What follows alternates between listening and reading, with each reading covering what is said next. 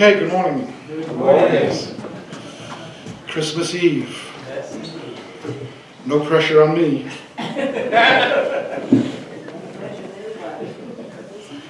So I know that,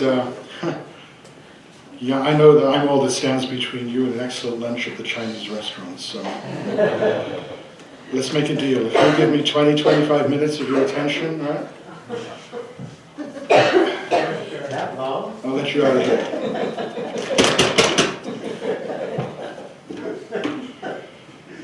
Christmas Eve was, well, we've all grown up, mostly, right, in the Western Christian world. So Christmas is a very, very big deal. But for me, Christmas Eve was, looking back, even more enjoyable than Christmas Day. Because we were the gathering place for our family on Christmas Eve. And as far back as I could remember, growing up as a kid, Christmas Eve had been that time when all my aunts and my uncles and my cousins would come over. And it would just be a wonderful time. They'd come over early in the evening, and they would all gather in our kitchen area, and all the adults, right? And they would make merry there. And for those of you who have been to my house in Wales, which is not very many, but some here, right? It's a small house. So I remember those days and I thought, how did they pull that off? But the adults would all gather in this tiny little kitchen, and we kids would be in the living room, and we'd be watching cartoons, American cartoons. Yeah. Always American television at Christmas. Cartoons, Disney. We'd be watching the cartoons on the television. I have this memory. It's strange, isn't it? What memories stick and what ones just float off into the universe. But I have a memory of watching a Speedy Gonzales cartoon and laughing until my sides hurt. This was Christmas Eve. It was a lot of fun. My aunt Kathy, who was my father's younger sister,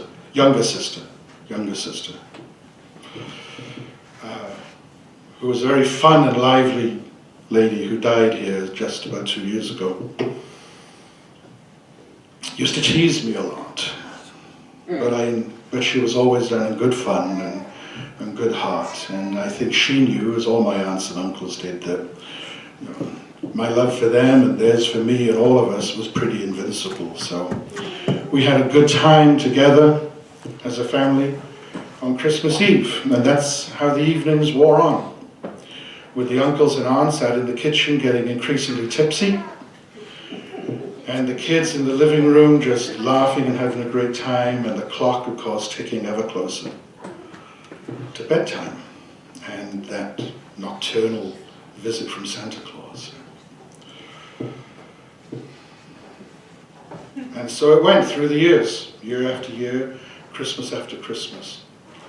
But of course, we all got older, and as we get older, we leave those childish things behind. We begin to think as an adult, right? I grew taller. My Auntie Kathy grew grayer. And good old Santa Claus, or Father Christmas, as we called him, began to recede into the background. This new world began to dawn. And one Christmas Eve, I remember, somewhere in my late teens, I slipped away from all this partying and the drinking and all the tipsy good cheer. And I wandered into our backyard where my dad had made a bench out of bricks. My dad was a bricklayer and was very good as a stonemason and bricks, and he had made a bench. And so I slipped outside and I sat on this bench in my late teens now, after many years of these wonderful Christmas Eves. And it was a cold, crisp night, of course, December, and the stars were brightly shining. And I remember that evening because it was the first time in my advancing life that I contemplated, you know, what is this Christmas Eve thing, really? And what is this Christmas? I attended Catholic schools, attended Catholic church. Obviously, I understood this is the birth of Jesus. But all that gets lost. All that got lost. Our living room in Britain was completely covered with colourful trimmings and balloons and bunting and all this sort of thing. It was just a very party-type atmosphere. And over there on a little table in the corner, all by its lonesome, was a little crib, right? Christmas is also about Jesus. See that thing over there, right there. It was like an afterthought. So I went out there and I sat on the bench, and for the first time I really thought, well, this is great fun, but what's it really all about? And I have a little quote here, which we perhaps will recognize, courtesy of the Grinch. Right, towards the end of the story of the Grinch, he has his own little personal revelation. Maybe Christmas, perhaps, means a little bit more. He puzzled and puzzled till his puzzler was sore. Then the Grinch thought of something he hadn't before. Maybe Christmas, he thought, doesn't come from a store. Maybe there's more to this Christmas thing than all the jollity. And so, here I am all these years later, and the question I'm going to ask today is, what is the meaning of Christmas? What is the meaning of Christmas Eve? Which is the same thing as asking, really, what is the meaning of Christianity? Our attempts to answer this have filled many, many, many books over the centuries, including one called The Divine Principle. And it's that book that is at the root of the reason that we're all here this morning. I thought I'd like to speak a little bit about the meaning of Christmas, the meaning of Christianity, from, as I perceive it, a divine principle perspective. Mark mentioned in a recent sermon that some members were unsure whether the Unification Church can justly describe itself as Christian, right? I've never had the slightest doubt about this. The answer is yes. This is a Christian church. Jesus is the Messiah. He is the Son of God. He is the Redeemer. He is the light and the way. We proclaim all that. We do not assert this about Muhammad, right? Or Buddha, or Confucius, or Shiva, the destroyer of evil. None of those. We assert it about Jesus because we are Christians. But we are Christians of a certain kind. We follow what might be called a Christian philosophy as opposed to a strict Christian theology.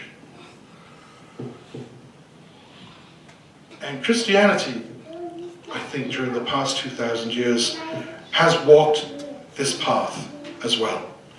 And it has done this. It has divided into sort of a theological and a philosophical Christianity. It has done this because Jesus did that. Jesus, primarily, as we read the New Testament, taught forgiveness. He mingled with the despised and the reviled. He mingled with the tax collectors, lepers, and even prostitutes. He was inclusive in a society that stressed exclusion. He urged people to love even their enemies and to turn a cheek, right, to all provocations. He taught them to forgive not only the 7 times, which was recommended in the Old Testament, but 7 times 70, right? which makes 490 forgivenesses. So that 491st time, you're in trouble. You're knocked out. Right? There is a limit. So.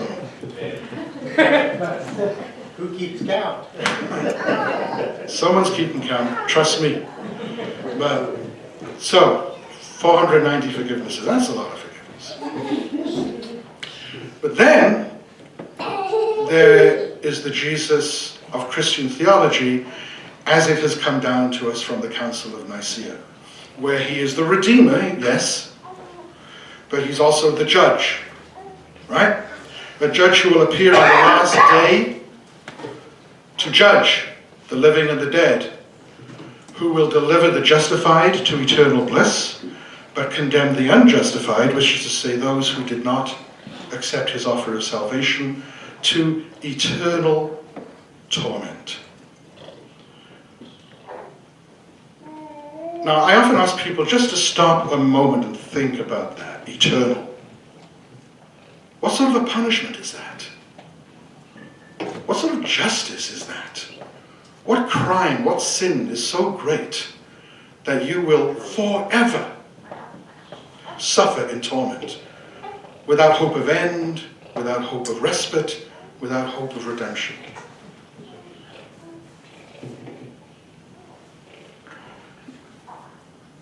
There's no more talk in that theology about 7 times 70. There's no turning the cheek. This is exclusion time. It's quite the opposite of the message that we get from Jesus in the New Testament. So we have the rise of two Christianities. You've got the one that contemplates eternal torment, and the one that proclaims a God so loving that even prostitutes and lepers fall within his embrace. The Unification Church, which we might remember, insists that even Lucifer one day will be restored to a throne of glory, proclaims an extreme loving God, a God who will give up on no one, no matter what. The Unification Church then is a church of Jesus, but not of Nicaea. Now, I think this is mostly common sense. I've always thought the divine principle is mostly common sense. It's why it spoke to me so loudly when I was a young man. It was a sort of, yeah, of course, right. It was an unraveling of the knots, complicated knots we've made of theology, and just a laying out of ordinary, easy understanding. Now, I would think a reasonable person contemplating the loving nature of God, which is what Jesus taught, would consider this God incapable of assigning anyone to eternal torture. Only a truly hideous heart could do that. Eternal. So by the time that I sat on that bench in my backyard, I was already some years into a personal Christmas edition that I had established in my early teens, and which I have tried to maintain even to this day, and which I did in fact maintain just last week, which is an annual reading to myself of A Christmas Carol by Charles Dickens. Slim book, not a whole lot to it, but this book, this little story, has had a lot to do with how we understand Christmas today. And it has a lot to do with the divine principle understanding of how people are restored and how they get back to God. This is Christianity in the philosophical sense, not in the theological sense. It has always spoken to me. So, the divine principle says, along with the Christmas carol, right, that salvation is not about saying the right thing or believing the right thing. It is about becoming the right thing. About walking this path of restoration from our fallen selves back to unity with God. Now, Scrooge I'm going to stay with the Christmas Carol for a little while here. Scrooge is a profoundly fallen man, in the sense that he has abandoned, or he has suppressed, almost completely, his God-given goodness. Early in the tale, we learn that he abandoned the love of his life, or rather she abandoned him, because his life had become all about the pursuit of wealth. So he lost the love of his life because of this pursuit of wealth. And having achieved wealth, which is neither good nor bad, but having achieved it, he hoarded it and used it for no good purpose or for any purpose at all. He rejected his family, he mocked the poor, and he persecuted, as we remember, his starving employees. Charles Dickens leaves us in no doubt about how far Scrooge has fallen. Here's Scrooge from A Christmas Carol. Oh, but he was a tight-fisted hand at the grindstone, Scrooge. A squeezing, wrenching, grasping, scraping, clutching, covetous old sinner. Hard and sharp as flint, from which no steel had ever struck out generous fire, secret, and self-contained and solitary as an oyster. The cold within him froze his old features, nipped his pointed nose, shriveled his cheek, stiffened his gait, made his eyes red, his thin lips blue, and spoke out shrewdly in his grating voice. A frosty rime was on his head and on his eyebrows and his wiry chin. He carried his own low temperature always about him. He iced his office in the dog days and didn't thaw it 1 degree at Christmas. External heat and cold had no influence on Scrooge. No warmth could warm, and no wintry weather chill him. That's a cold character. That is a character about as far removed from the warmth of the heart of God as you can imagine. Scrooge is pretty fully fallen. And yet, he's not beyond redemption. He experiences, we all know, a series of ghostly visitations, which would come as no surprise to any student of the divine principle, because we insist, like a lot of religions and faiths around the world, that there is an active relationship between the physical and the spiritual worlds, that they intersect, that they relate to one another, and that they influence one another. And so first person to come to see Scrooge is Jacob Marley, his partner in life, in business. And he labors in the spirit world under chains, right? Not of God's making, but of his own making. He forged those chains on earth. He didn't arrive in spirit world and the day of judgment came and God said, okay, I've got all these chains. You're going to be wearing them. He forged those chains. He was wearing them the day he died. And he is explaining this to Scrooge. He's warning Scrooge that he must change his heart before he enters the spirit world. Because if he does not, he will enter the spirit world as a squeezing, wrenching, grasping, scraping, clutching, covetous old spirit. And that is the definition of hell.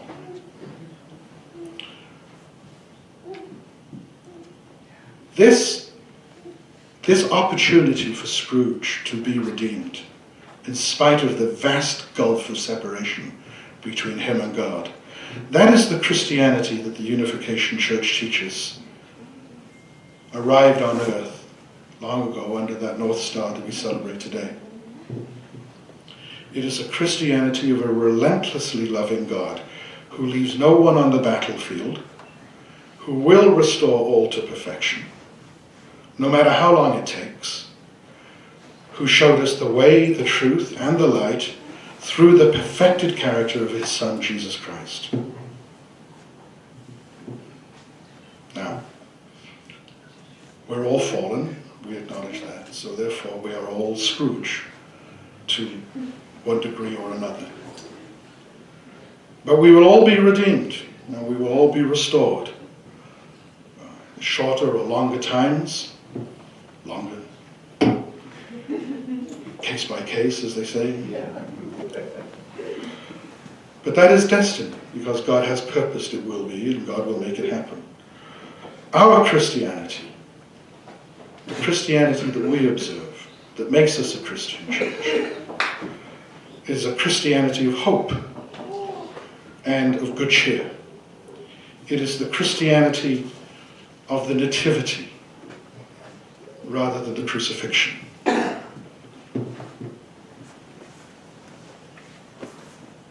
And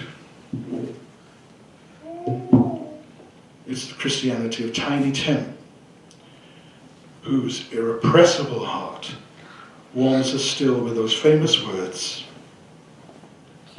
God bless us, everyone.